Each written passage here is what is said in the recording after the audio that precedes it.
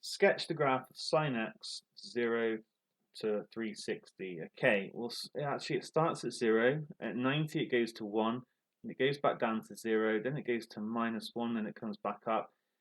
These are some like key values of the sine graph that are worth knowing, and then it looks a bit like this. I just missed that. Okay, I'll probably get away with that. I think that was a bit further down anyway. That was just my rough one to put it. There we go. That's our sine graph. And actually it carries on forever. It's a very important function in mathematics.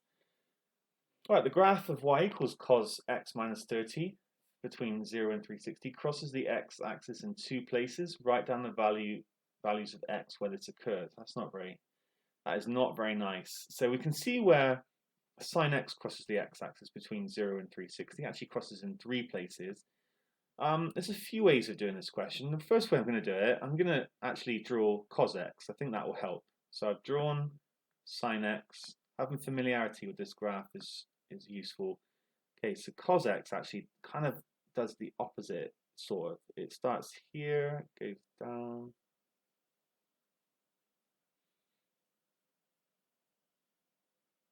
Okay, cos x looks like this. So we can see that it crosses at two places. Now there's kind of two ways of solving this question now. You might remember, or you might have covered, I can't remember if this is actually on GCSE, but I think it is, yeah, it's a translation. So if you have x minus 30, then actually you translate the graph 30 in the x direction. So if cos x crosses at 90 and 270, then we add 30 on, and it's going to cross at 120 and 270. Sorry, not 270, 300.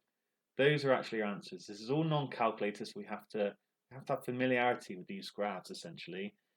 How else could we do it? Well, if we were solving, another way we could do it would be to solve. Essentially, we're solving cos x minus 30 equals 0.